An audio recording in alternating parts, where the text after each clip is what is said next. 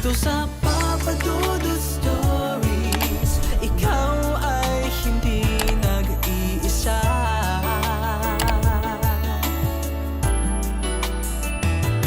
Dito sa Papa Dudut Stories, may nagmamahal sa'yo. Papa Dudut Stories.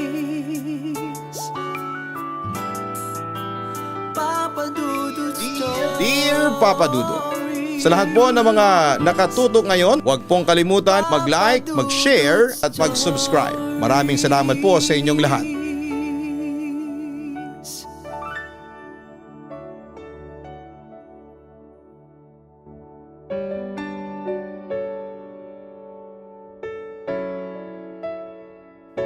Minsan nakakulong tayo sa mga masasakit na alaala.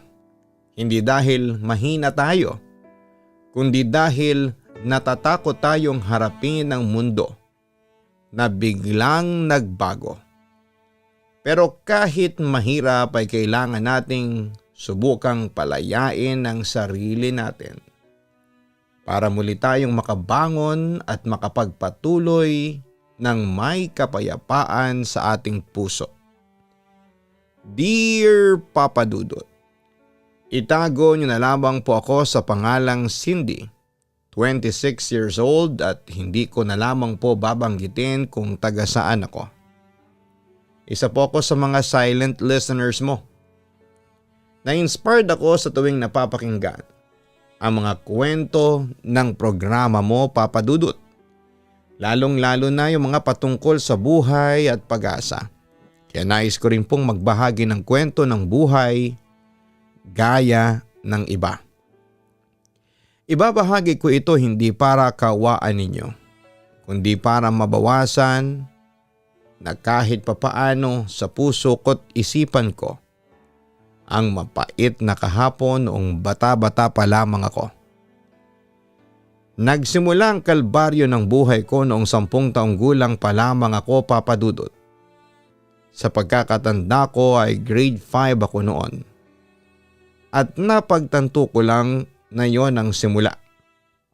Noong mas lumala na ay noong mag-high school na ako at nagkaisip patungkol sa maling ginagawa sa akin. Papa Dudut, nag-iisang anak po ako ng mga magulang ko.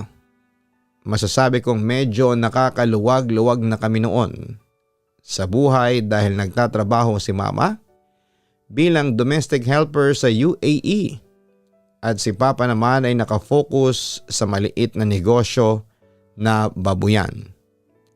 Dahil gusto nila akong mabigyan ng mas maayos na buhay at maibigay ang mga gusto at mga pangangailangan ko habang lumalaki. Pinili ni Mama na magtrabaho sa ibang bansa kasama ang pinsan niya noong 6 na taong gulang pa lamang ako. Kaya lumaki ako na tanging si Papa at Yaya Maria lamang ang kasama ko noon. Si Yaya ang tagapangalagang kinuha ni Mama para sa akin. Noong panahong mas maayos na ang kinikita niya sa ibang bansa dahil abala na rin si Papa sa mga business niya. Stay noon si Yaya Maria at umaalis lamang siya kapag tapos nang makapagluto ng gabihan namin ni Papa. At kapag nasigurado na niyang nakakain na ako dahil naguhugas pa siya ng pinagkainan ko bago umuwi. Malapit lang kasi ang bahay nila sa amin kaya sa bahay nila siya natutulog. Lalo na at may 2 siyang anak noon na nag-aaral pa. Yung isa ay high school at graduating sa college naman yung isa. Si Yaya Maria, ang kasakasama ko since elementary days ko, bukod kay Papa. Pero noong tumungtong na ako ng first year high school ay umalis na siya sa amin dahil may apo na raw siyang dapat alagaan. Gusto daw ng panganay niyang anak na huwag na siyang magtrabaho. Hindi na rin naghanap pa ng panibagong yaya si Mama dahil sabi ni Papa, malaki na raw ako at kaya ko nang pangalagaan ang sarili ko. Dagdag gastusin pa raw yon, lalo na at high school na ako. Sa private school din kasi ako noon pumapasok, Papa Dudut. Noong panahong din kasing yon ay naririnig kong palugin na ang baboyan ni Papa. Kaya sa padala na lang ni Mama umaasa noon si Papa. Si Papa na rin ang nagluluto at naghahanda ng kinakain namin sa pang-araw-araw, lalo na at madalas na siyang nasa bahay na lamang. Humihina na raw ang litsunan niya kaya nagdesisyon siyang magtayo ng maliit na bigasan sa gilid ng bahay namin. Dahil wala na kaming kasama noon sa bahay, natuto po akong tumayo sa sarili kong mga paa. Mabuti na lamang at tinuturuan ako ni Yaya Maria paano gawin ang mga gawaing bahay kapag wala akong ginagawa noong nandito pa siya sa bahay. Ilang taon din ang lumipas bago tuluyang nalugi ang negosyo ni Papa na babuyan at lechonan. Papa Dudut, simula noon ay napansin ko ng malaking pagbabago niya. Laging mainitin ang ulo niya at palaging umuuwing lasing. Madalas din silang mag-away ni Mama sa cellphone tuwing nagkakausap. At kapag ganoon sila ay nananahimik na lamang ako at sinasarado ng mabilis ang pinto ko. Sa tuwing nag-aaway kasi sila, laging ako ang pinagbubuntunan ng init ng ulo at katawan ni Papa noon. Ni hindi ko na kayang masikmura pa. Natatandaan ko pa noong unang beses niya akong hinawak-hawakan sa masiselang bahagi ng katawan ko habang natutulog. Nang magising ako at tinanong kung bakit niya yun ginagawa, ang sabi lamang niya ay huwag akong maingay. Kapag daw sumigaw ako o gumawa ng ingay, ay magagalit daw siya sa akin. Dahil 10 taong gulang pa lamang ako noon, mabilis niya akong nabilog at natakot. Sabi niya, normal lang daw yon na gawin niya dahil papa ko siya. Chinecheck lang daw niya ako. Parte daw yon ng pagmamahal niya sa akin. Dagdag pa niya na huwag ko raw sasabihin sa iba, lalo na kay Mama ang ginagawa niyang yon. Dahil sekreto lang daw namin, dapat ang mga bagay na yon, Papa Dudut. Tinanong pa niya ako kung mahal ko siya at si Mama. Ang sabi ko ay opo. Kung mahal mo kami ng mama mo at ayaw mo kaming nag-aaway, dapat lagi kang susunod sa Papa, ha? Gagawin mo lahat ng sasabihin ko para hindi rin ako nagagalit. Natatandaan ko pang sabi niya na madalas na niyang sabihin tuwing ginagawa niya ang bagay na yon sa akin simula ng gabing yon, Papa Dudut. Basta ang natatandaan ko lang noon ay naulit ng naulit ang panghihipo niya sa buong katawan ko hanggang mag-11 years old ako. Ipinagkakataon niyang nakauwi na noon si Yaya Maria sa bahay nila. At noong mag-12 years old na ako at wala ng Yaya Maria, nakasama namin sa bahay kahit tanghali tuwing Sabado at Linggo. Ginagawa niya ang bagay na yon sa akin, Papa Dudut. Mas naging kakaiba pa yon kumpara noong mga nauna. Dahil ngayon ay nilalabas na niya ang maselan niyang bahagi at nilalaro matapos akong hubaran sa kahahaplusin ng dibdib ko. Kapag nakakaraos na siya ay doon pa lamang siya lalabas ng kwarto ko at babalik na sa kwarto niya. Hanggang sa mag-13 years old ako, Papa Dudut. Doon na namulat sa isipan kong mali na ang ginagawa ni Papa sa akin matapos akong may mapanood noon sa TV. Natatandaan ko yung isang talk show na nagtatalakay ng tungkol sa isang rape case. Sa takot ko noon ay hindi ko na tinapos pa dahil narinig kong paparating na si Papa. Agad kong pinatay ang TV at nagkunwaring may tinatapos para hindi niya ako istorbuhin. Habang abala ako sa pagsagot ng mga takdang aralin, nasipat ko siyang pasuray-suray na naglalakad papasok sa sala. May bit-bit pang bote ng beer habang walang tigil sa paghit-hit ng sigarilyo. Nagkatinginan pa nga kami nang mapatingin siya sa akin ay agad kong ibinalik ang mga mata ko sa ginagawa ko. Pero bigla niya akong tinawag. Inutusan niya akong ipagtimpla ko raw siya ng kape. Dali-dali ko namang sinunod ang gusto niya. Nang inabot ko ang tasa sa kanya ay hindi niya yon tinanggap. Basta nakatitig lamang siya sa akin kaya nilapag ko na lamang ang tasa sa may lamesa ng kusina habang sinasabi sa kanyang ilalagay ko muna doon dahil gagawa pa ako ng assignment. Nang pabalik na ako sa sala ay bigla siyang humarang sa dadaanan ko, Papa Dudut. Kaya napatras ako.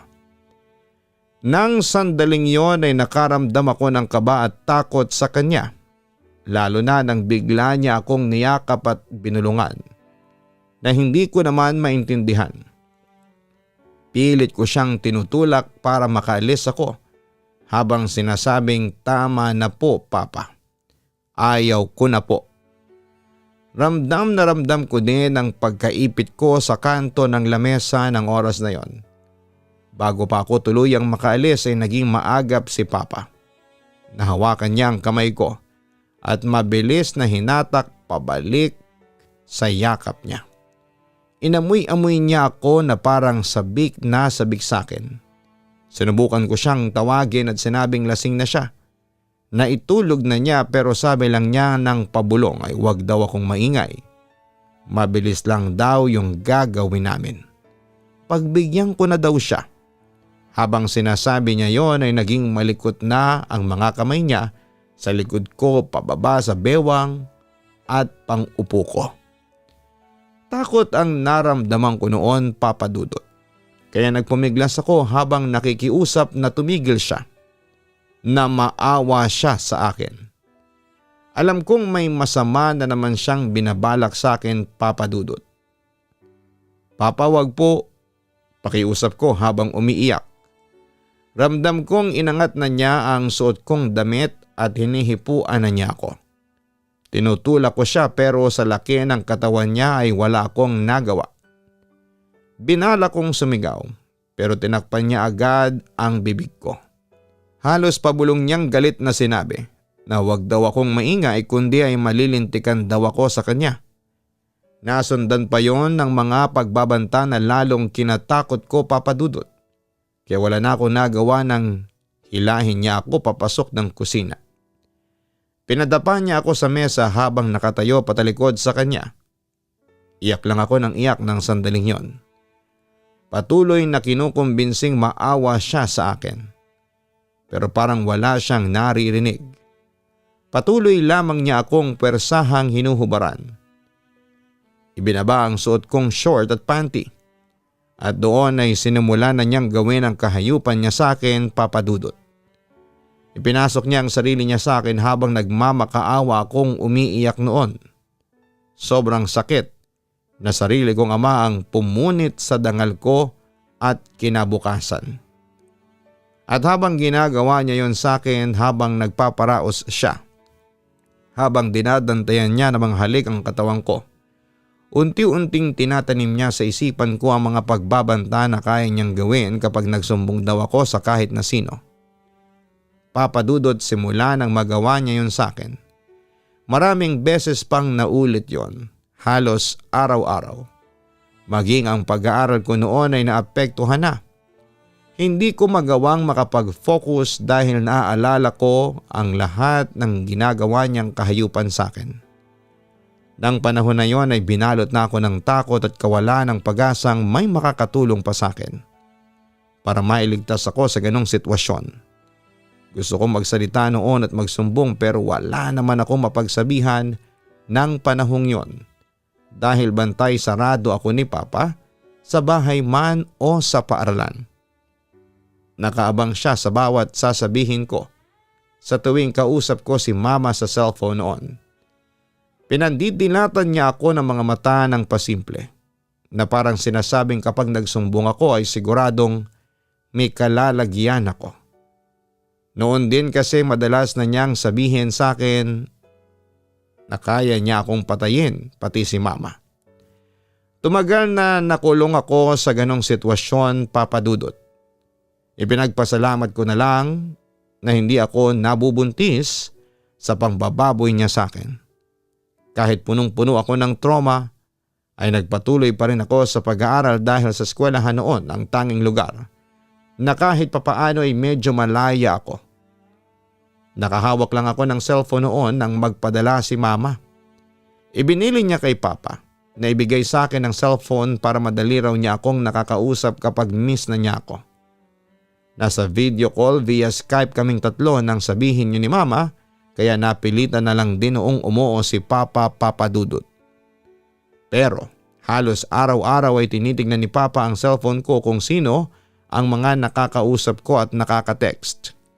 Mahigpit din niyang ibinilin na huwag akong gagawa ng ikasisisi ko sa huli dahil alam ko na raw ang mangyayari sa amin ni mama. Kaya ang ginagawa ko noon, kapag may kausap akong mga kaibigan na lalaki ay nagte-text tungkol sa mga assignments and projects ay binubura ko kaagad kapag uuwi na ako ng bahay. Alam ko kasi na magagalit siya kapag may kausap akong lalaki kahit pa kaklase ko lang. Ganon siya kahigpit sa akin, Papa Dudut. Isang araw noon habang abala ko sa paggawa ng project, biglang tumunog ang cellphone ko. Isang text message ang natanggap ko sa hindi kilalang number. Dala ng kuryosidad kung kanino galing yon ay binuksan ko yon at binasa. Medyo nagsalubong pa yata ang kilay ko nang mabasa ang tanong na kung ako raw ba si Cindy na kaibigan ni Mary. Dahil doon ay nireplyan ko ito hanggang sa sunod-sunod na ang palitan namin ng text messages ng lalaking nagpakilalang Jerry. Tagaluto daw siya sa kantin ng school kung saan ako pumapasok. Dagdag pa niya na kaibigan daw niya si Mary na matalik kong kaibigan. Si Mary daw ang nagbigay ng number ko sa kanya. Agad ko itong sinabihan na huwag nang magte-text dahil kapag makita ni Papa ay mapapagalitan ako. Sabi naman niya, hihintayin na lang niya akong mag-text ulit para malaman daw niya kung pwede na raw akong makausap. Pagkabasa ko ng huling mensahe niya ay agad kong binura ang lahat ng messages bago pa mahawakan ulit ni Papa ang cellphone ko. Kinabukasan nang makita ko si Jerry sa kantina ay doon ko nalaman na siya nga yung nag-text sa akin. Noong initian niya ako, nasundan naman ang pang-aasar ni Mary. Nang may pagkakataon na vacant na si Jerry, lumapit siya sa kinakapuan namin ni Mary. Doon na kami ipinakilala sa isa't isa. May itsura at maporma ang lalaking yon, Papa Dudut. Lahat ng impormasyon na sinagot niya sa text ay pareho lang din sa sinabi ni Mary sa akin. Gaya ng edad nitong 18. Na magkaibigan sila ni Mary dahil dating magkapitbahay ang dalawa at kung ano-ano pang mga detalye tungkol dito. Ang pagpapakilala ni Mary sa akin kay Jerry ang simula ng pagkakaibigan naming tatlo noon. Kahit na 4 na taon ang tanda nito sa amin ni Mary ay sobrang bait din niya sa akin, Papa Dudut. Madalas niya kaming ilibre ni Mary noon. Hanggang sa lumipas ang kumulang 1 taon, Papa Dudut. Humingi siya ng permiso na ligawan ako. Dahil nagugustuhan ko na rin siya noon ay hinayaan ko siyang manligaw sa akin. Alam niyang mahigpit si Papa kaya nirespeto niya ang pakiusap ko na ilihim muna ang namamagitan sa aming ligawan. Pumayag naman siya. Ako ang unang nagte-text at tumatawag noon sa kanya para hindi kami mabuko ni Papa. Dahil marami siyang katangian na gustong gusto ko. Lalo na't nire-respeto niya ako. Sinagot ko na siya, tuluyang naging kami sa kabila ng madilim kong mundo. Si Jerry ang naging liwanag ko. Hanggang sa dumating ang isang gabi, muli akong pinagtangkaang halayin ni Papa. Nagmakaawa ako sa kanya pero gaya ng dati ay nagbingi-bingihan lamang siya. Nagpumiglas ako pero sinampal niya ako at mahigpit na hinawakan ang kamay ko. Nang akmang huhubarin na niya ang suot kong pajama ay doon ako naglakas ng loob na sipain siya. Halos nagkumahog akong napatakbo, Papa Dudut. Palabas ng kwarto, papuntang kusina para kunin ang kutsilyo at itutok yon sa kanya. Nang hindi ko siya masindak at akmang aagawin niya ang hawak ko ay tinakot ko siyang sisigaw ako kapag ipinilit pa niya na lumapit sa akin. Doon na siya natakot, Papa Dudut. Lumabas siya ng bahay at ako naman ay agad na tumakbo papasok ng kwarto. Nanginginig na nilakang pintuan. Hinintay kong magmadaling araw bago ko kinalas. Nang maingat isa-isa ang jealousy ng bintana sa kwarto ko para doon dumaan dahil natutulog si Papa sa may sala at hindi ako makadadaan sa main door. Nang gabing yon ay lumayas ako sa bahay na tanging cellphone at pamasahe lang ang dala-dala ko. Pagkatapos kong tumakbo mula sa bahay ay unang naisip ko ang kasintahan kong si Jerry. Pinuntahan ko siya sa inuupahan niyang bahay noon. Nang kumatok ako ay kita ko ang pagkagulat niya. Pagkakita sa akin. "Cindy, anong ginagawa mo dito?" Mahina niyang tanong. Hindi ako sumagot kaya agad niya akong pinapasok. Nang sandaling yon ay nanatili akong tahimik. Wala akong lakas para ikwento sa kanya ang mga nangyari sa bahay, Papa Dudut. Hindi rin naman niya ako kinulit pa. Inasikaso niya ako at inayos ang matutulugan ko matapos kong makiusap sa kanya. Na doon na muna ako makikitulog at kinaumagahan na lamang aalis. Pinanghawakan ko rin ang sinabi niyang safe ako sa piling niya kaya napanatag ako. Kinaumagahan ay nagising ako na may mabigat na nakadapa sa likod ko.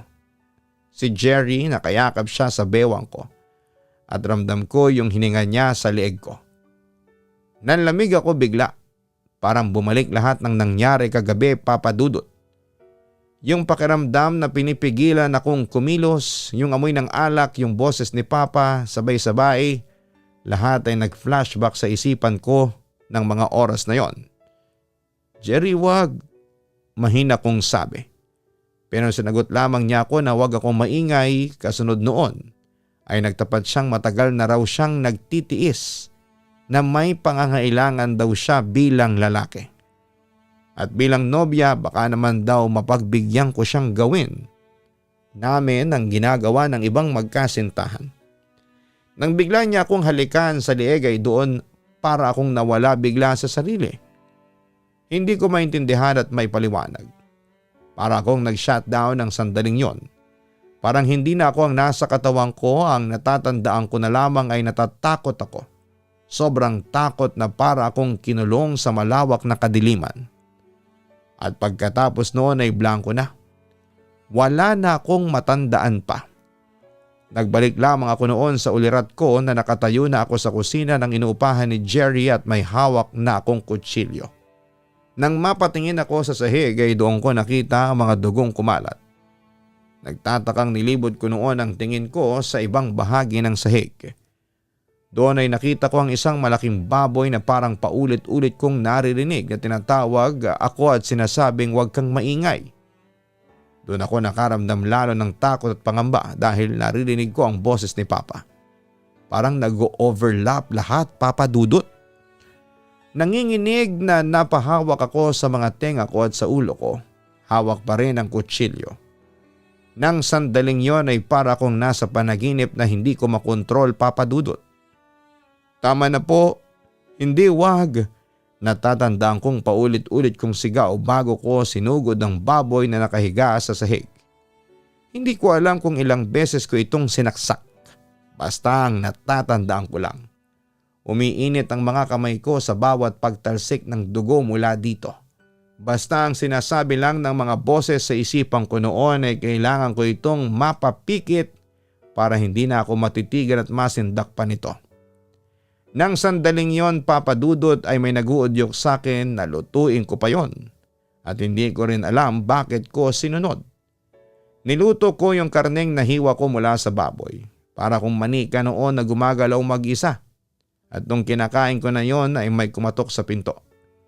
Nilunok ko muna ang nasa bibig ko bago ako lumingon doon nang marinig kong may tao. "Jerry, pre, nandiyan ka ba? Kukunin ko lang yung kaldero ko. Ipapahiram ko na lang ulit mamaya, ha, Jerry? Jerry, nandiyan ka ba?" Hindi ako sumagot. Nanatili lamang ako nakatitig sa may pinto. Maya-maya ay narinig kong sinabi ng lalaki na mukhang umalis na naman yata. Ako na nga lang.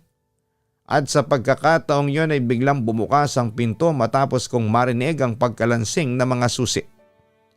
Pagpasok ng taong yon ay pareho kaming nagkatinginan at natigilan. Ilang segundo rin yon bago siya napatras pero hindi makatakbo dahil sa pagkagulat sa mga nakita. Habang ako ay nakaupo sa gilid ng sahig at maraming nagkalat na dugo. Kasalukuyang hawak ang mangkok na paubos na ang laman na parang baliwala lang yung presensya ng taong nakakita sa akin. Sino ka?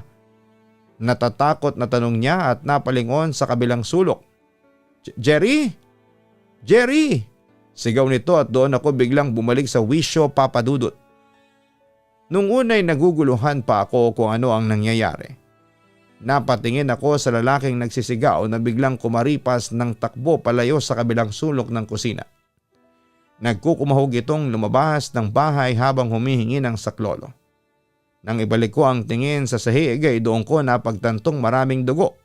Sa hilakbot ay nanginginig na napaupo ako pabagsak sa sahig pagkakita na nakalupasay at duguan si Jerry. Hindi ako makapaniwala noon sa nakikita ko bago ko napagtantong may hawak akong kutsilyo.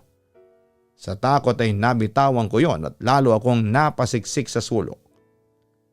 Nanginginig ako ng sandaling yon na parang nilalamig pero pinagpapawisan naman ako. Napasigaw ako at umiyak ng umiyak. Gulong-gulo ang isipan ko hanggang sa may magsidatingan na mga tao.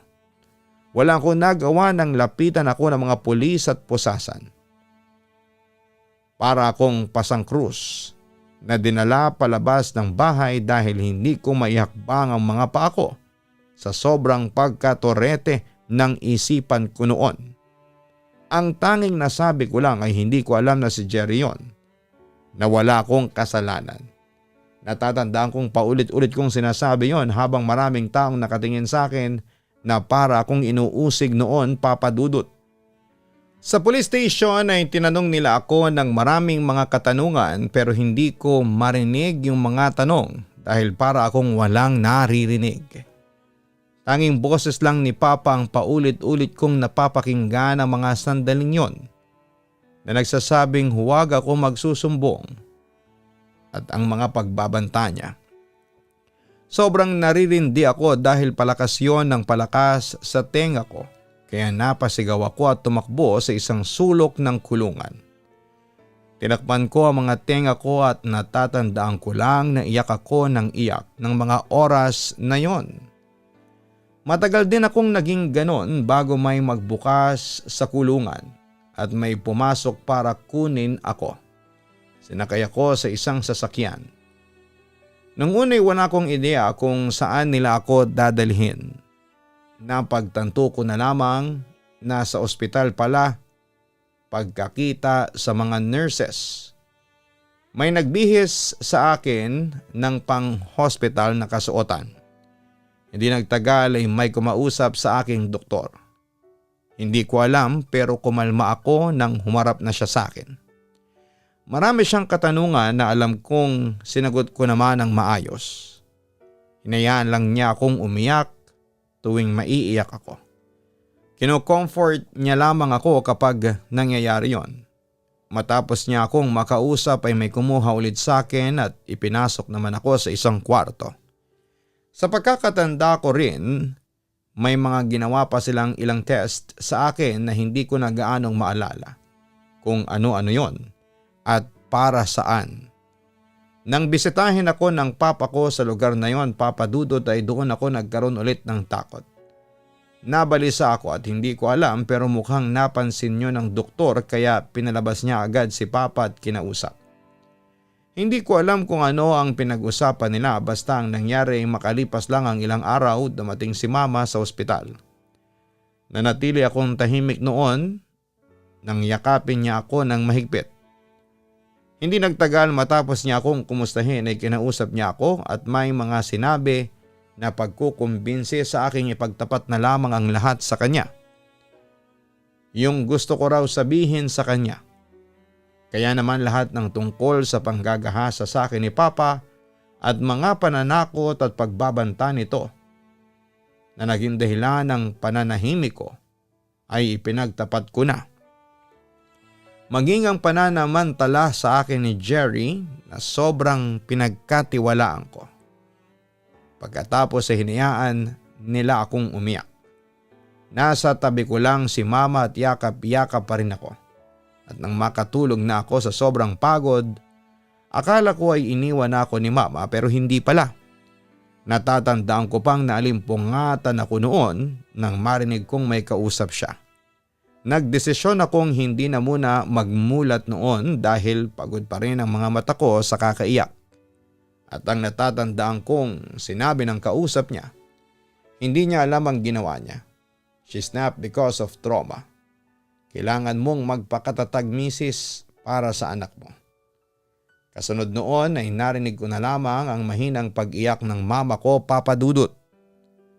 Sinisisi niya ang sarili niya. Patuloy na pinaliwanag ng doktor sa kanya ang kondisyon ko.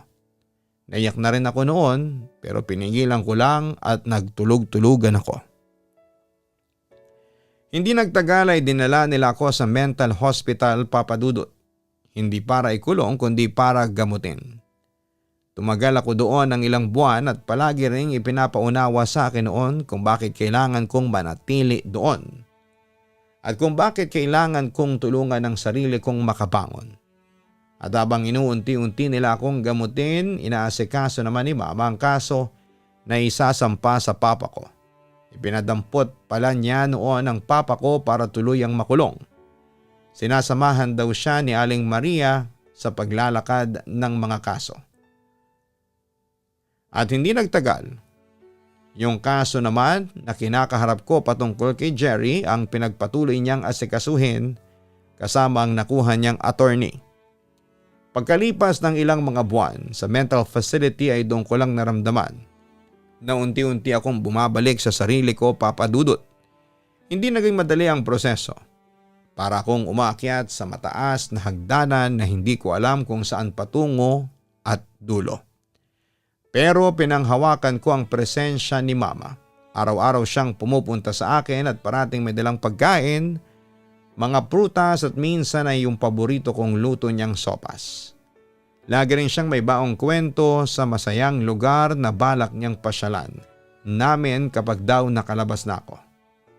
Pero higit sa lahat, dala niya yung katahimikan at kapayapaang hindi ko naranasan noon sa bahay namin kasama si Papa. Nang panahon na yon, mas malinaw ko nang nakikita kung ano ang totoo. Na hindi ko kasalanan ang lahat ng mga nangyari sa akin, Papa Dudut. Kahit na noong umpisa hanggang noong huling mga buwan kasi, inuusig ko pa rin ang sarili ko sa mga nangyari. Pero simula noong nakakausap at nakakasama ko, kahit paminsan-minsan sila Mama at Aling Maria tuwing dinadalaw nila ako. Naging mabilis ang paglipas ng mga araw para sa akin habang nasa loob ng facility dahil madalas ko ding nararamdamang positibo lang ang mga kinikwento nila sa akin.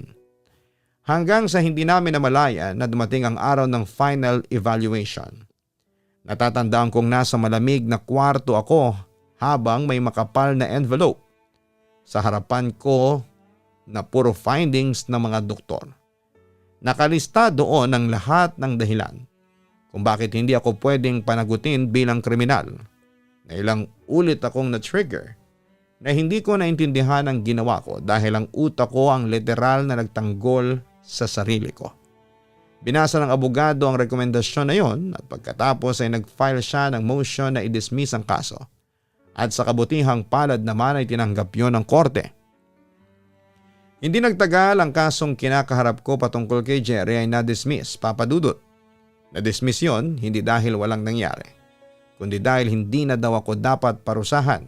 Isa rin daw kasi akong biktima ng dalawang magkasunod na pagsasamantala. Parang may mainit na pag-asang humaplos mula sa dibdib ko ng sandaling yon, Papa Dudut. Nabawasan ang takot ko na hindi ko alam kung ano ang pinagmumulan. Kahit papaano ay natuwa akong hindi ko na kailangan pang bumalik sa hearing. Wala nang muling pagtitig mula sa mga taong hindi ko kilala. Wala nang paghabol sa akin ng mga tanong na hindi ko kayang sagutin. Si mamang lumaban para sa akin hanggang dulo noon, Papa Dudut. At doon ko nakita na kahit ganon karami ang sumira sa akin, may isa pa ring taong kaya kong ipagtanggol at protektahan. Hindi man niya kailanman sinabi kung gaano siya nasasaktan sa lahat ng nangyari. Pero malinaw kong nakikita sa mga mata niya na nagpapakatatag siya para sa akin.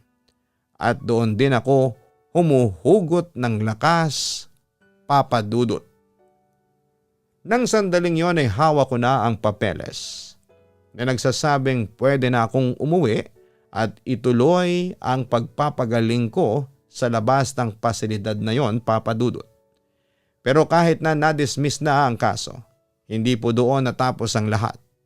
Dahil pagbalik ko sa labas ay marami ang mga masasakit na salita kong narinig sa iba't ibang tao na hindi naman talaga ako lubos na kilala. Marami rin kaming mga kapitbahay na umiwas sa akin at ilan ay may mga tingin ng panghuhusga sa akin. Madalas ko ring marinig ang mga masasamang bulungan tungkol sa akin. Minsan nga po'y iniisip ko na mas madali pang manatili sa loob ng facility kaysa humarap sa mga taong wala namang alam sa totoo kong pinagdaanan. Araw-araw noon ay pinipili kong lumaban, Papa Dudut. Kapag may check-up ako ay naglalakad ako sa parehong iskinita na dati iniiwasan ko dahil sa mga tao. Pero ngayon na hindi na ako nag-iisa, nakasama ko si Mama. Hinahawakan niya ako sa braso para hindi ako mabigla kung sakaling may maalala ako. Pero Papa Dudut, may mga araw pa rin na bigla akong napapatigil dahil may pagkakataon na bumibigat ang pakiramdam ko. Tuwing sumusulpot ang multo ng nakaraan sa isipan ko. Kapag nangyayari yon, umuuwi lamang ako, humihinga ng malalim. At hinahayaan kong umupo si Mama sa tabi ko, sa kanya ako yayakapin at sasabihing nandito lamang ako at tapos na ang lahat. Papa Dudut, unti-unti akong bumabalik noon sa mga bagay na dati ko nang gustong gawin. Nag-aral din po ulit ako, natutunan kong yakapin ang katotohanan na hindi ako ang mali, hindi ako ang dahilan at hindi ako ang dapat ikahiya, na kailangan kong magpatuloy mabuhay ulit ng normal. Nagtapos po ako ng BS Psychology at kahit na hindi pa ako lisensyadong psychologist, ay nakahanap ako ng trabaho bilang HR assistant sa isang kumpanya.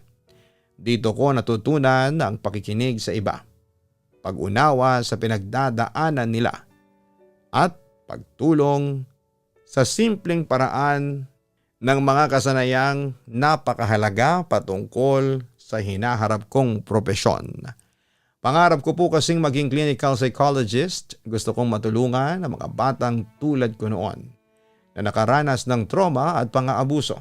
Gusto kong maramdaman nila na may nakikinig sa kanila at may pag-asa pa kahit na gano'n ang nangyari sa kanila.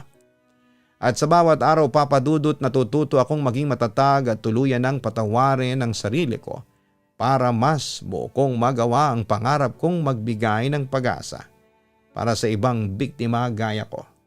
At nagpapasalamat ako sa mama ko dahil sa pagmamahal niya sa akin, sa pagiging matatag at pagiging matapang na ipaglaban ako noon.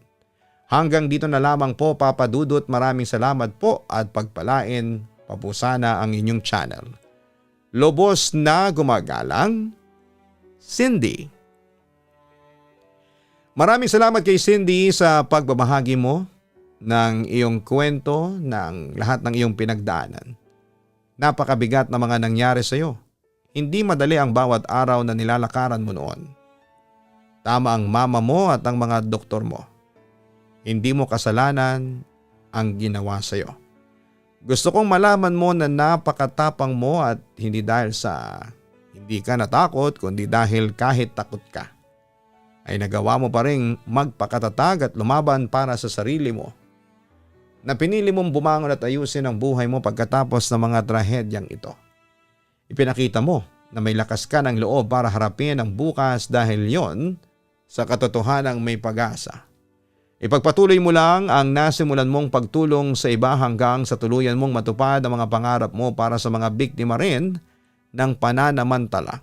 Ang tapang mo ang magiging inspirasyon ng mga taong nakarinig ngayon ng kwento mo. Hanapin ang Kaistorya YouTube channel para sa ibang horror stories. Ganon din ang Papa Dudut Family YouTube channel. Sana po ay mag-subscribe po kayo sa mga nabanggit kong channels. Maraming salamat po.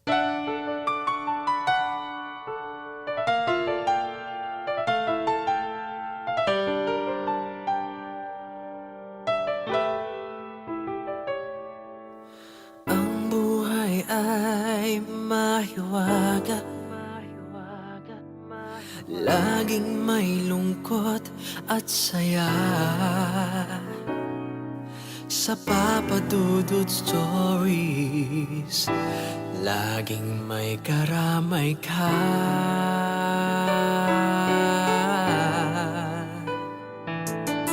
Mga problemang kay bigat, dito ay pakikinggan ka. Sa Papa Dudut Stories, kami ay iyong kasama.